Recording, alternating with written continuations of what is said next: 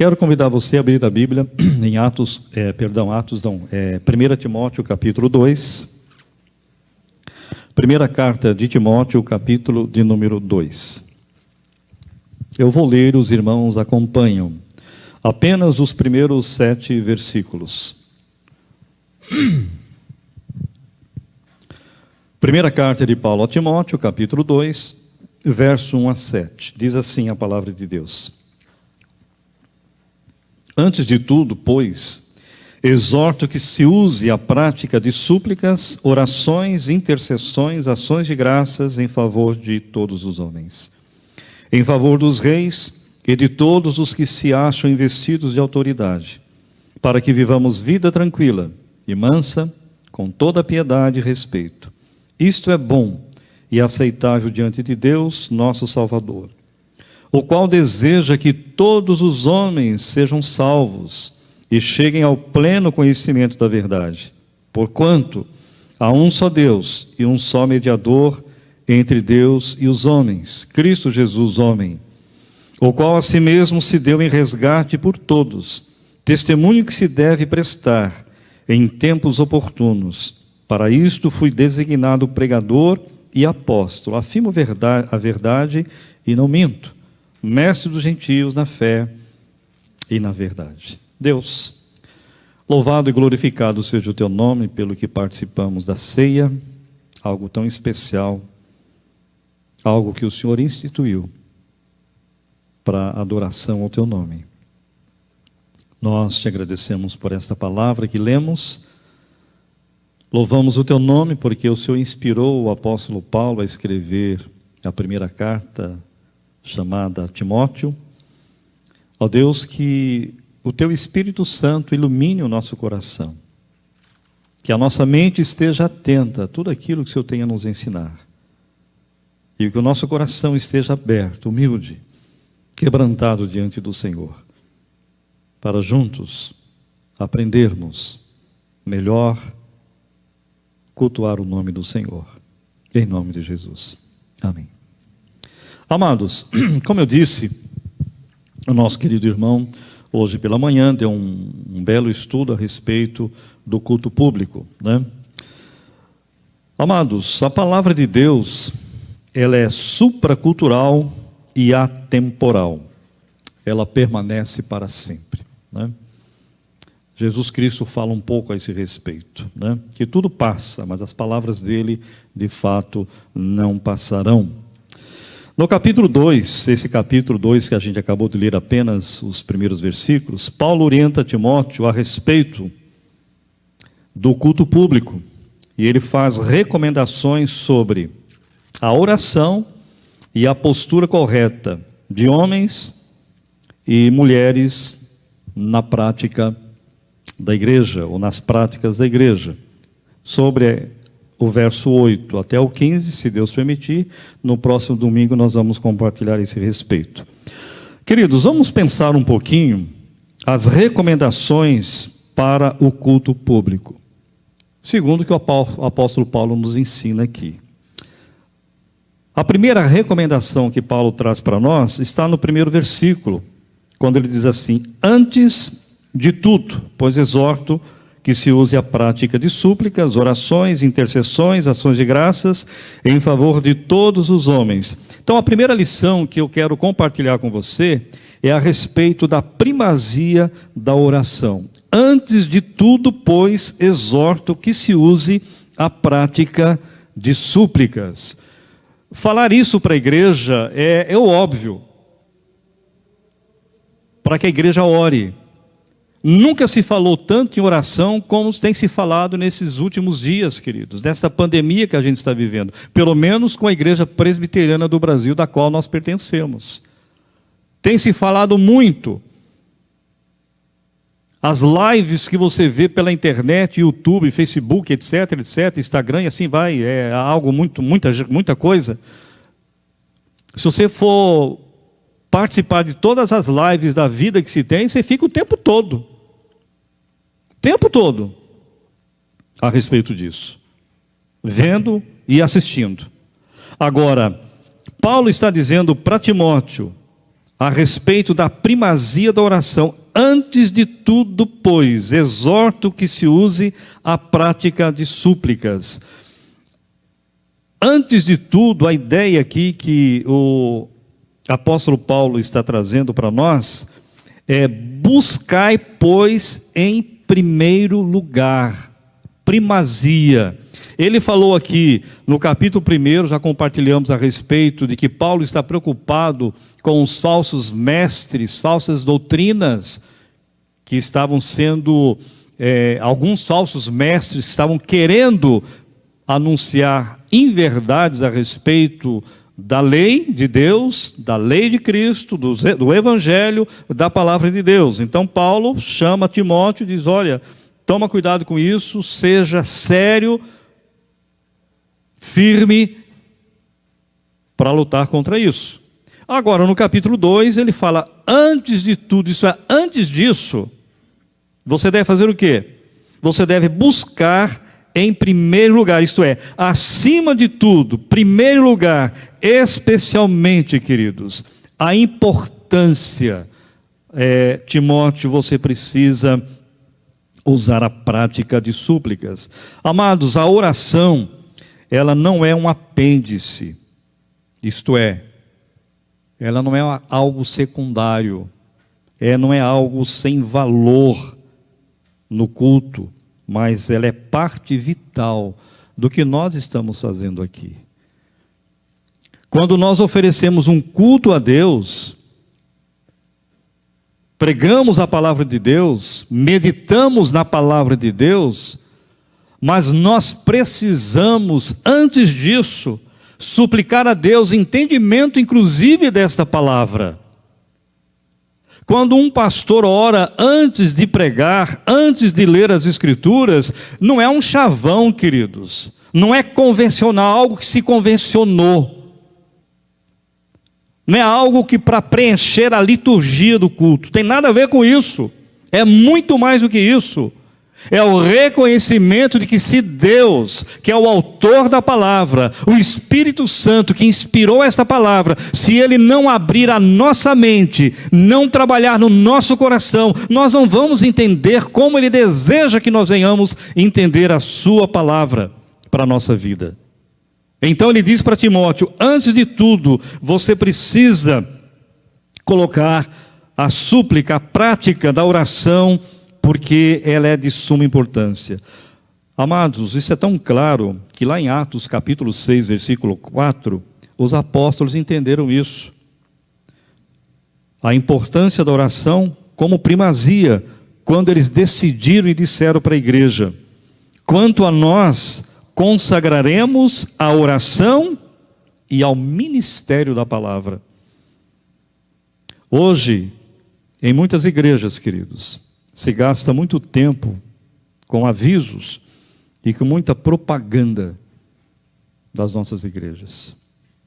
É verdade isso. Se gasta muito tempo. É algo que nós precisamos aprender, avisar cada vez menos, colocar menos situações como essa e nos preocuparmos com um pouco mais aquilo que de fato é essencial, aquilo que de fato é importante. Estou dizendo aqui que não deve ter aviso, nada disso. Mas quando igrejas usam 15, 20, 30 minutos falando propaganda e coloca aqui no data show e fica falando e vai. Aí depois usa 15 minutos, 20 minutos da pregação da palavra e tem irmãos que ficam cansados. Começa a olhar no relógio. Como é que eu vou crescer na vida, queridos? Como é que eu vou amadurecer na vida espiritual com esse tipo de situação? Então Paulo está aqui dizendo para esse jovem pastor: coloque isso como importância, como principal, como primazia.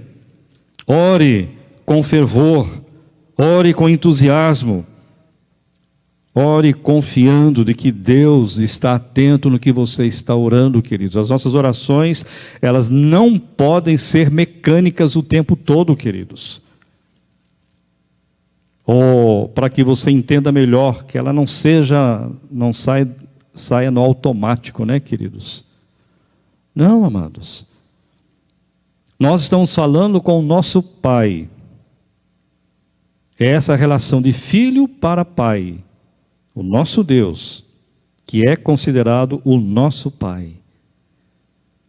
Então, quando você orar lá na sua casa sozinho, no seu culto lá sozinho, que não está errado, derrame a alma diante de Deus. Não precisa usar palavras lindas, português, vernáculo, etc. Nada disso, queridos. Deus não está preocupado com isso, não. Deus está preocupado é com o meu coração. Deus está preocupado com o desejo que eu tenho de conhecê-lo, de me relacionar com Ele por intermédio de Cristo Jesus. Então, a primeira lição é a primazia da oração. Antes de tudo, pois, exorto que se use a prática de súplicas. Segunda lição, Paulo vai dizer para Timóteo aqui, é que ele fala a respeito da variedade da oração. Que se use a prática de súplicas, orações, intercessões, ações de graças, queridos. Já parou para pensar nisso? São tipos de oração. Que talvez você está pensando, não, isso não tem importância, pastor. Tem, meu irmão. Tem sim. Tem muita importância. Agora, o que é súplica? Já parou para pensar o que é súplica? Súplica nada mais é, queridos, é um pedido ou uma necessidade a Deus. A oração começa com o reconhecimento de nossa total dependência de Deus. A oração isso aqui quem fala é o reverendo Hernandes Dias Lopes. Abre aspas. A oração é a insuficiência humana aproximando-se da suficiência de Deus. Achei fora de série isso aqui. Isso me trouxe um grande alento para a minha vida. Vou ler de novo. A oração é a insuficiência humana aproximando-se da suficiência de Deus. Então, quando nós suplicamos a Deus, nós estamos despejando diante dele nossas súplicas e as nossas necessidades, queridos. Quantas necessidades você tem, seja na vida moral, seja na vida de santidade, seja na vida material, seja na vida espiritual, seja na sua casa, no seu lar. Quantas necessidades nós temos, e às vezes nós não suplicamos, nós simplesmente oramos e acabou mais, não se ora mais sobre isso. Suplicar, queridos, é nós buscarmos cada vez mais dependência em Deus e reconhecermos que para muitas necessidades, se Ele não agir, as coisas se tornarão muito pior do que elas já estão. Paulo vai dizer aqui ainda da variedade de oração. A primeira é súplicas, depois ele vai falar sobre orações. As orações são um ato, queridos, de adoração a Deus, exaltando pela excelência e seus atributos. Há certas necessidades, queridos, que só Deus pode outorgar. Presta bem atenção nisso. Há determinadas necessidades que é só Deus. Vou te dar 2 exemplos apenas. Perdão. Salvação. Quem mais aqui pode te dar perdão, te tornar justo e te dar salvação? Só Deus, por intermédio de Jesus, não tem outro jeito. Você não pode. Ah, pastor, mas eu já perdoei o meu marido, ele fez umas besteiras lá, falou umas bobeiras lá, eu também acabei falando que não devia. Aí nós nos reconciliamos, nos pedimos perdão. Não é esse perdão, queridos, não é isso. É o perdão de que quando Deus olha para você, olha para a igreja, e Ele vê quem? Ou Ele vê o quê? Já parou para pensar nisso? Quem é que Deus vê quando Ele olha para você, meu querido? É o sangue de Cristo derramado em seu favor na cruz do Calvário. O texto de Romanos, capítulo 8, foi colocado ali de propósito. Pois já não há nenhuma condenação para os que estão em Cristo Jesus. E ali Paulo discorre toda uma doutrina a respeito do perdão, da justificação, da reconciliação e de tantas outras verdades bíblicas. Então, amados, quando se fala de orações, Paulo não está aqui enchendo linguiça, me desculpe a expressão, para Timóteo. Há uma razão de Paulo falar sobre isso. A outra oração, ou tipo de oração que a gente pode dizer aqui, além de ser súplicas, além de orações, Paulo fala aqui para Timóteo de intercessões. Amados, intercessões estão relacionadas com súplica em favor de alguém ou de alguma coisa. A ideia dessa palavra é de entrar na presença do rei para lhe fazer uma petição. É quando no Antigo e no Novo Testamento, pessoas com autorização ia diante das suas autoridades, de rei especificamente, para pedir alguma coisa, para interceder alguma coisa. Lembra da situação da rainha Esther? É aquilo ali. Ela arriscou a própria vida, seja o que Deus quiser. Ela foi interceder ao rei para o seu povo. Amados, pela oração, nós entramos na sala do trono e conversamos face a face com o soberano Senhor, o Deus onipotente. Hoje, o Reginamo, ele falou de que Deus soberano, que criou todas as coisas, coisas que eu não vejo, que você não vê, que o cientista, por mais sábio que ele seja, por mais tecnologia que esteja avançada, não vai conseguir ver o que Deus criou no universo. E esse Deus está sentado no trono, não isento de toda a realidade humana, mas está comandando todas as coisas, dirigindo todas as coisas, conhecendo todas as coisas, inclusive a mim e a você, querido. Pela oração, queridos, nós entramos na sala do trono e conversamos face a face com o soberano Senhor, o Deus onipotente. Aquele que está sentado na sala de comando do universo e tem as rédeas da história em suas mãos. Amados, quando Jesus diz para os apóstolos, para os discípulos, lá no Sermão do Monte, ou Sermão da Montanha, quando orardes, entra no teu quarto, fecha a porta e ora em secreto, que o teu Pai te vê em secreto. Esse Deus que está sentado no trono, como diz o livro de Apocalipse, Ele está preocupado conosco. Ele ouve a nossa oração, lá sozinho você.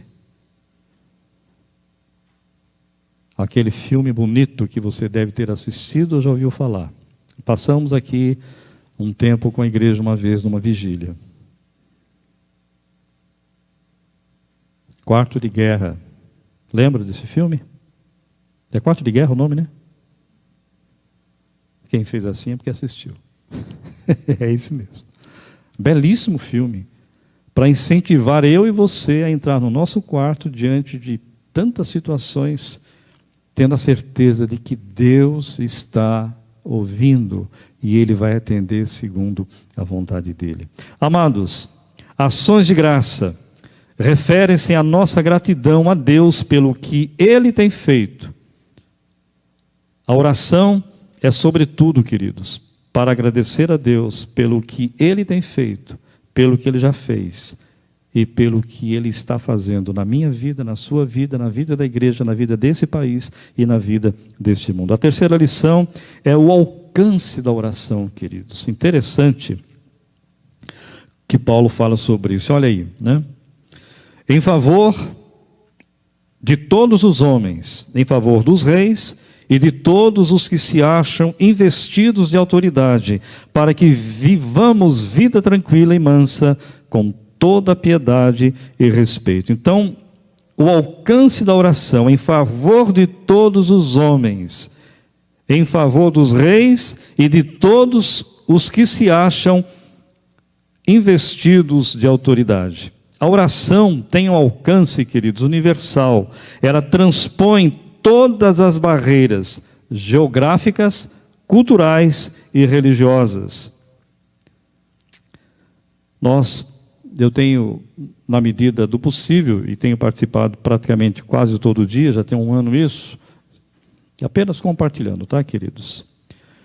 Eu tenho orado junto com a Silvana às 4 horas da manhã até às 6, juntamente com várias irmãs da SAF e vários outros pastores. Já tenho que falar isso com os irmãos, tá bom? Muito bem. Por que eu estou me referindo a isso? Da oração. Num dos blocos que a pessoa que é responsável de dirigir toda essa reunião pela internet é de orar pelos países onde a perseguição ela é extrema, onde ela é forte e onde ela é intensa. O alcance da oração. Deus está ouvindo a oração desses irmãos e de muitas outras pessoas. Para aquela igreja que está, irmãos que eu não conheço, que você não conhece. Irmãos que moram na Coreia do Norte. Irmãos que moram na região do Oriente Médio, fortíssima, extrema é a perseguição para quem é de Cristo Jesus. Deus está ouvindo.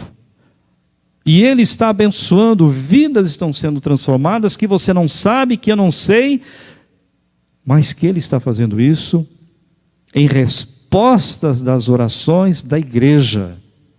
E não estou me referindo simplesmente à Igreja Presbiteriana do Brasil. Há muitos outros irmãos sérios, responsáveis, comprometidos com Deus e com a sua palavra. Estão fazendo isso. É o alcance da oração. Vai muito mais além do que nós pensamos e podemos imaginar, queridos. Nenhuma pessoa, querido, está fora da esfera das nossas orações. Orar em favor de todos os homens. Devemos orar pelos salvos e pelos não salvos. Devemos orar pelos nossos irmãos e até pelos nossos inimigos. É isso que Jesus nos ensina. William Hendricks, que é um teólogo que já faleceu, ele diz assim, a respeito disso, que a expressão todos os homens, neste contexto, significa todos os homens sem distinção de raça, nacionalidade ou posição social, e não todos os homens individualmente. Amados, Jesus disse, eu, porém, vos digo, amem os seus inimigos e orem pelos que perseguem vocês, para demonstrarem que são filhos do Pai de vocês, que está nos céus, porque Ele faz o seu sol nascer sobre maus e bons, e vir chuva sobre justos e injustos. Você vai encontrar isso lá em Mateus, capítulo 5, verso 44 e verso 45. Orar em favor dos reis, queridos. Primeiro, em favor de todos os homens. Raça, povo, língua, nação. Segundo, orar em favor dos reis. Mesmo que essas autoridades sejam perversas, como era o caso do imperador Nero. Devemos orar por todas elas. Paulo estava vivendo, segundo os estudiosos, era a época do imperador Nero. Você não vê em lugar nenhum nas Escrituras, nem no Antigo, nem no Novo Testamento, homens de Deus, profetas no Antigo Testamento, apóstolos, evangelistas, líderes, no decorrer da história até hoje da igreja. Você não vê esses líderes dizendo que eu e você, a igreja, deve se levantar contra os governos, independente de quem ele seja. Onde você viu isso? Onde você vê isso nas Escrituras? Você vê sim, Jesus Cristo dizendo que nós devemos orar até pelos nossos inimigos. E eu vejo às vezes irmãos em Cristo se gladiando, brigando por causa de ideologias de política, queridos.